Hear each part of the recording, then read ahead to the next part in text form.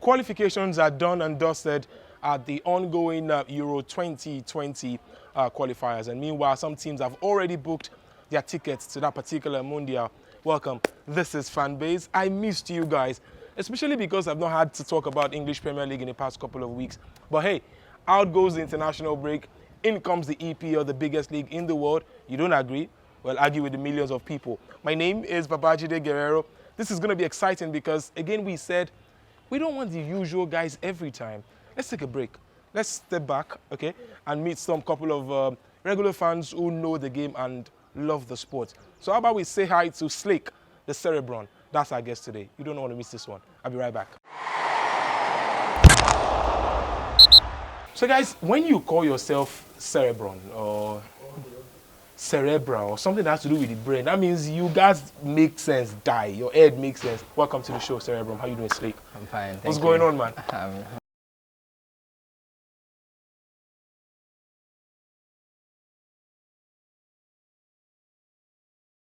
I'm good. Why are you wearing Valencia? Because that's my club.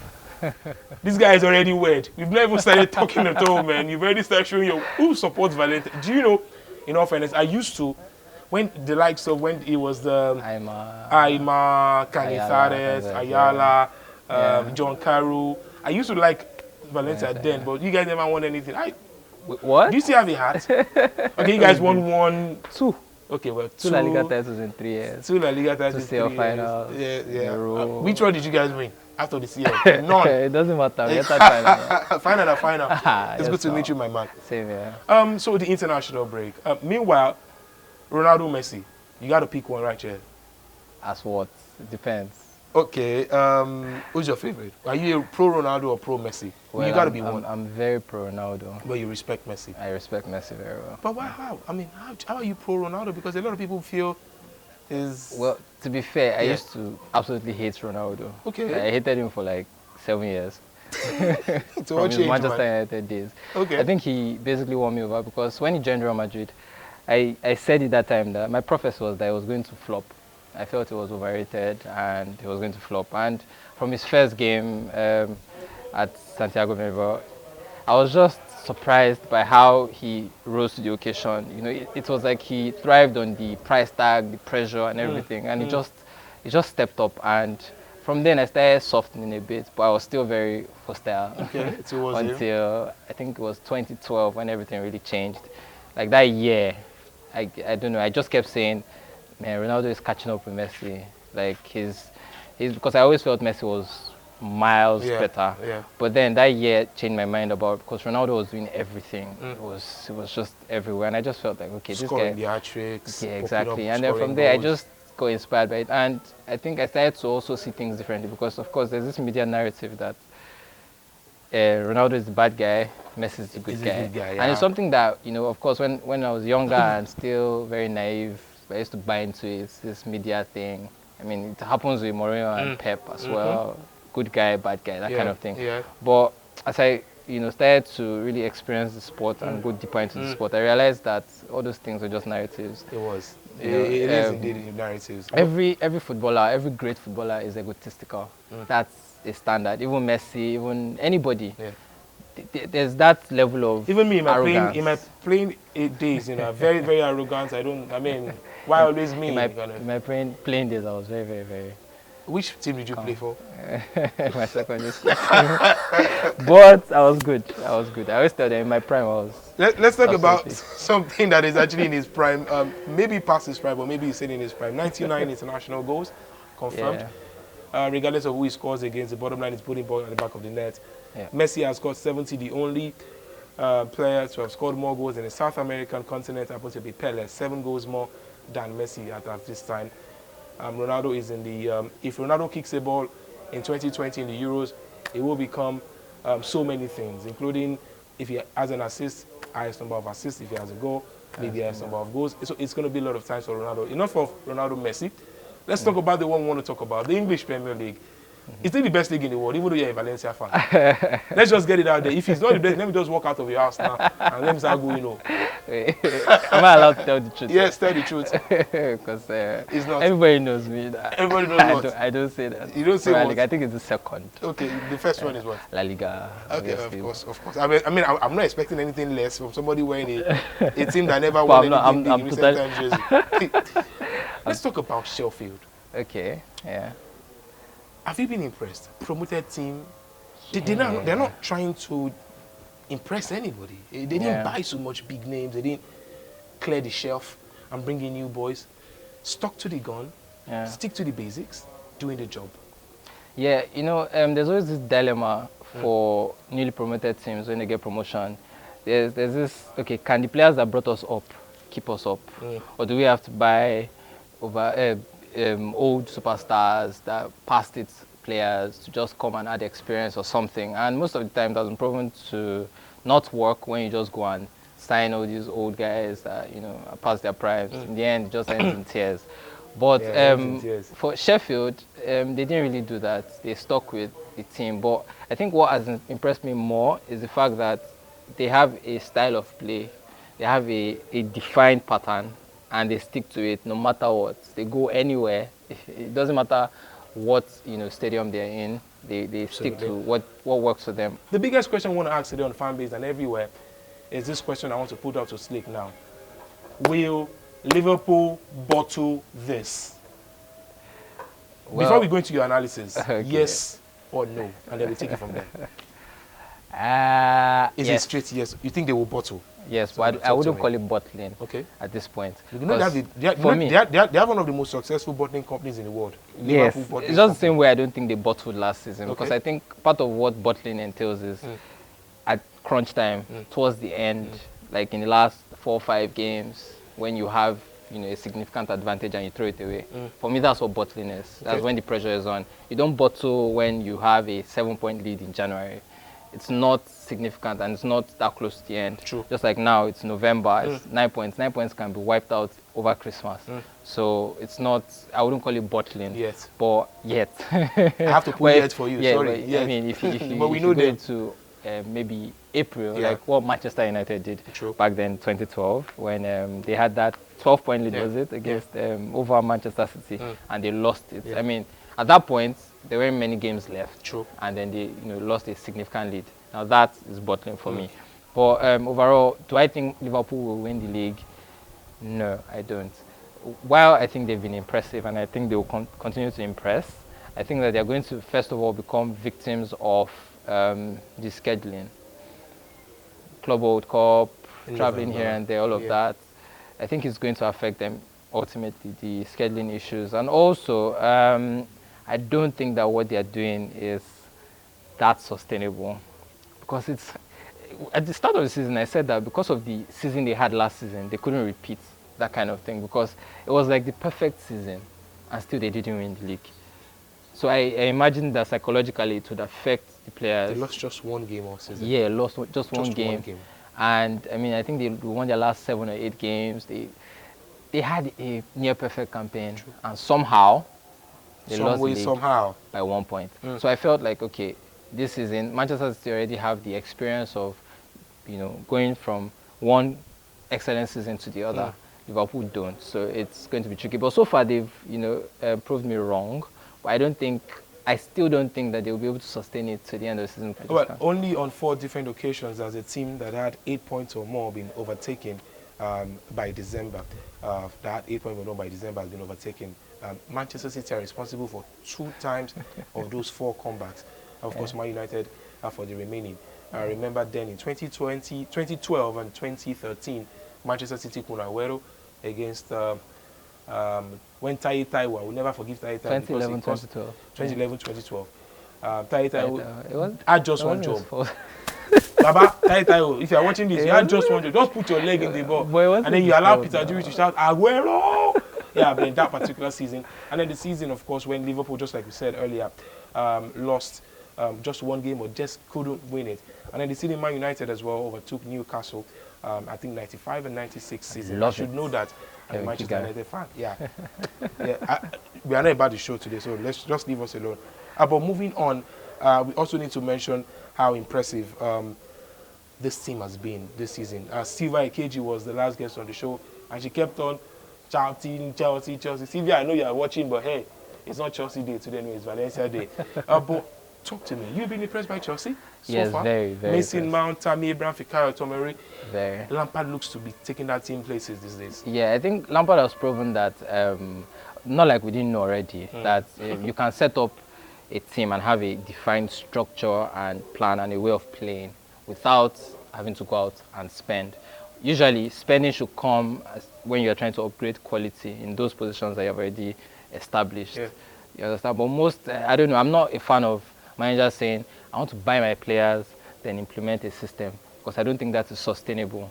When you have bought the players, specific players for a system, and then you now want to establish a system, what happens when, first of all, you leave, or one of those key players is not able to be there, available for certain things. But when you establish a system that doesn't require individuals, that's why you can have Manchester City play with anybody, and you still see the same style, the same pattern, the same, because it's a system. because of the system.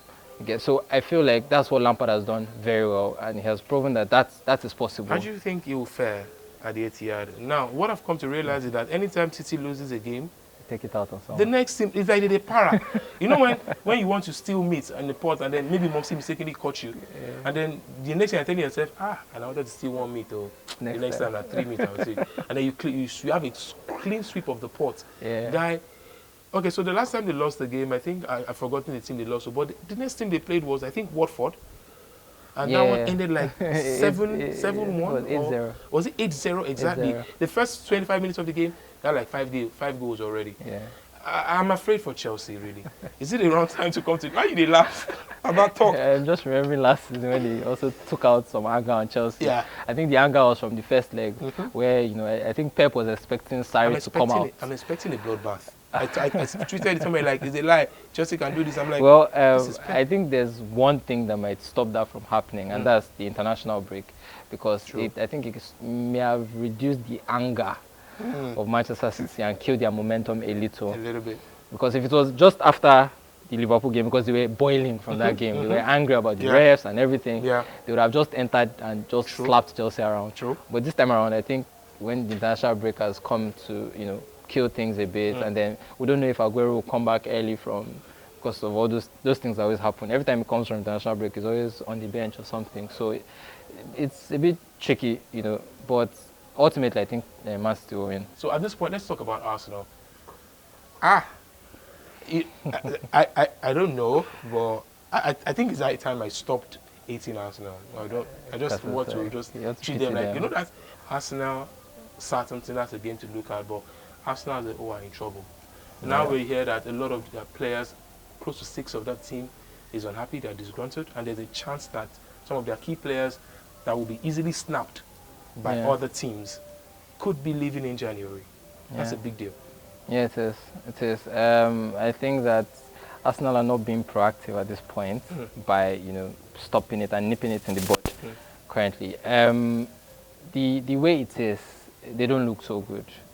And well, you're very polite. I like slick. You're very polite. People say I'm not. They are very polite. They say they don't look so good. People say I'm they not. Are absolute border dash at the moment. I'll help him. Please people continue. say I'm not, and people say I have something against Unai Emery. He was my manager for 4 years, and for a long time, people were saying he's elite because he had won Europa League and all that. And I was saying that he's not at that level, and people said I was a hater. That probably I was just bitter because he left my team and he went to Sevilla and I was winning. And I said no. Emery was my manager for 4 years. Of course, he gave us 3 straight third position, whatever. Understood, and I appreciate that. But I said, if I give you the deeper context of these things, then you would understand that even though that is remarkable and you should get all his credit for that, there are still certain mistakes he's making that are stopping him from being elite. And then we saw it at Sevilla, but people still said no. But now, trophies. At PSG, I said it. They said, oh, trophies. And I said, okay, we'll see. So when I remember back then, they asked me, what should we expect from Emery? And I said some certain things. and they've proven to be prophetic at this point. And back then people were called a hater. You're just a hater. Yeah. Now all of them are apologizing. And then you now have the Emery diehard fans at Arsenal that have been insulting me all over social media. In fact, half of them have blocked me. Yeah. Like, this guy always coming for. I'm like, no problem. Continue. But it is what it is. But let's talk about the other fixtures, and then of course Slake will give me his numbers. West Ham will play Tottenham Hotspur. Bournemouth will play Wolverhampton Wanderers. Arsenal will play Southampton. Brighton and Hove will play Leicester City. Leicester City are on absolute fire these days. Let's just hope the international break doesn't break their momentum. Yeah. Crystal Palace will play Liverpool. Everton will play Norwich. Watford plays Burnley, and then Manchester City in a big game in the weekend across Europe, I must say, will play Chelsea. And Chelsea have an interesting and absolutely incredible away form. The best they've had, equaling the one they've had 30 years ago. Sheffield will play Manchester United on Sunday. Rather, let me rephrase.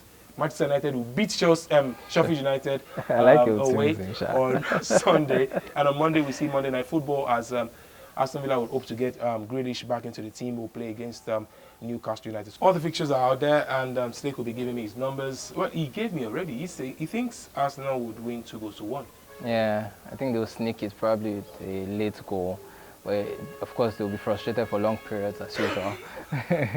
But this time around, something will change, and then to look like, oh, finally, he's back in the job. And then next week, to go back down again. I think Ward Prowse will give me a very beautiful curler into the corner of the goalkeeper that made the most saves this season so far, Ben Leno.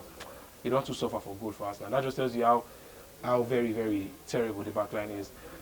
You think Palace will drop points? I mean, both of them will drop points against Liverpool. I like that. Oh my God, I'm shooting myself. Yeah, actually, I think Liverpool will drop points. Palace is a very difficult place to go, and they can be a very, very tricky team. And I think this weekend they will be a tricky team for Liverpool. There will be no money last minute winner this time around, so 1-1. All right, so I think 1-3. I think Liverpool would want to again reinstate their belief into their fans, especially coming back from the international break. City Liverpool, City Chelsea. Sorry. 4-0. When he said 4-0, I'm like, how? But if it's Bravo in goal, 4-1. Okay. 4-0. 4-0. Okay, well, I'm expecting a blinder too, but let me just keep it a bit humble for. But this does not mean I'm underrating Chelsea. Yeah, I think Chelsea have done very well so far. I think they've shown that they are a very good team. But they are going to. This is something that is going to happen to Lampard. He's going to attack. Okay. There's no problem with attacking, but you have to be smart. He played into Ole's hands twice by coming out, feeling like he needed to come out. And that's the naivety of being inexperienced. Sometimes. It felt like, okay, we're the bigger team or something. So I don't know whether it's arrogance or something. We are at Chelsea, they're in a bad spot. Let's attack and beat them. And that is what Manchester United love. Come out. Take all the ball. Let's just counter against you. Use James and Rashford and we've killed you. That was it. So I think he's going to try to play at Manchester City, which isn't a very good idea, as Atalanta have shown. If you're going to play, you have to be smart. You wait for opportunities and you take them. You set traps. Don't just come out and say, I think that's what Lampard is going to do, and I think they're going to beat Chelsea. Okay, so I look forward to that from Man United angle. I want Chelsea to lose. I want every other team above us to lose so we can win at Sheffield, which I know we will win, and then we'll get it up there. I think Chelsea would lose 3-1, by the way. He thinks Sheffield United is going to be a 2-2 draw. Yeah. Okay, well, I think it's going to be a 2-1. I have to support my team. One thing we also want to do right now is to support the FPL. Remember, the movement is still on. The code is still on your screen. I'm not sure if anybody wants to join, but please do well to join if you feel the need to. People have been winning, and we've been doing some giveaway on Twitter. We'll be mentioning some names here next week, of course, for the giveaways to continue. Do well to subscribe, and you hear it, you hear that particular sound. And then as well, you also get a chance to winning exciting prizes. We'll go for a quick break. When we return, it's time for the FPL. And not so much has been happening because there's no games, but hey, he's got a team. And how well did they fare last week? And how well do you think his team will fare this week? Find out all this and more after this break.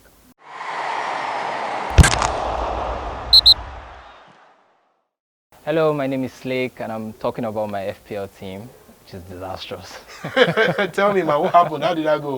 Well, last week I took a gamble. I don't usually take a gamble. Yeah. I'm very old school Yeah, with yeah, FPL. yeah. I mean, we have been playing FPL for like how many years? 9 years, Experience eight, now. 9 years. Yeah. We don't panic. Yeah. We don't take gambles. Yeah. There are strategies that Yeah. always work. But for once, I decided to go against my gut, and You got burnt. it ended in tears. I remember tweeting it that okay, everybody, you're going to respect me today because of what I'm going to do on FPL. I captained Pookie. Oh my God. Because I felt okay, it's Watford. Is it captain or triple captain? No, captain. Just I'm captain. not that Okay. crazy. Okay. My triple captain is always for either Aguero or Kane on a double game week. Always. And it's always in March or April. Doesn't change. But, I had Vardy. I knew Vardy was going to destroy Arsenal. But I said, nah, Pookie. let me Because it's get a Watford. differential. Differential key you there. This is how I watched the game. In tears, man. In At the bowls end- of tears. in the end, So what did I total to in points? I had 49 points. Okay. Normally I don't have defenders. Okay, Yeah, I have defenders, regular but like defenders, all my yeah. defenders are 4.0. Yeah, because you invest heavily in the midfield. And, Yeah, and, but the problem is that, or the funny thing is that my defenders actually normally deliver more than the others for some reason. Really? The 4 point. who are your backline at the moment? Lundstram. Lundstram is a midfielder King John. in real life. Yeah. The way it's being used. Yeah. So he gets to interact with the Yeah. forwards and also gets clean sheet points. Yeah. So that's like perfect. Then Rico of Bournemouth. True. Since I put that guy every week, six. Wow. Or they gave me one this time around. Then Martin Kelly, whenever he plays, but he didn't play last weekend. My goalkeeper didn't play either, hitting. So I didn't get any points for those guys. But I had Sterling, I had KDB, I had Mane, I had Madison, I had Martial, I had Vardy, and I captain Pookie. one word for you. Oh my God! I really don't want to share out of your pain right terrible. now, man. Pookie has been doing well for his team, national team, but not for Norwich lately. Yeah, the last 5 games a week, he's really not covered himself in glory. Well, I think the player to go for that is coming on the radar these days has to be Christian Pulisic. Yeah. And Mason Mount, of course, they're on the rise. But Aguero, KDB, my boys really have to come good for me. Well, it's been fantastic so far. Talking FPL, talking football with this man, Slake and the Cerebron. We must say thank you so very much for being guests. Thank you very well, much. it's a great time. I really can't lie. I mean, the drive was worth it. Guys, we drove with... Have you seen that skit of that girl that wanted to go to school? I said, they want to beat. They will beat, they will tire. One young girl that wanted to go to school. Well, yeah, we drove till we tire. Exactly. But hey, it was all worth it. It's been fantastic. We've been talking to the Slake. I don't want to tell you how that name came about. Okay, I don't want to, I don't know. Yeah. But it has been fantastic. The Cerebron has made it a good time. And I'm sure you guys have thoroughly enjoyed it. We've stayed with the fan. Who knows? Maybe you could be, the next fan that we will be having on the show. You just never know. But one thing that we know for a fact is that we want you to subscribe, follow, retweet, and follow the conversation on all our social media platforms. And you'll be glad you did. My name is Babajide Guerrero. And from me to you, you know as we do. Take care of yourself. Look after each other. This is Fanbase. This is your base. You go B. Bye for now.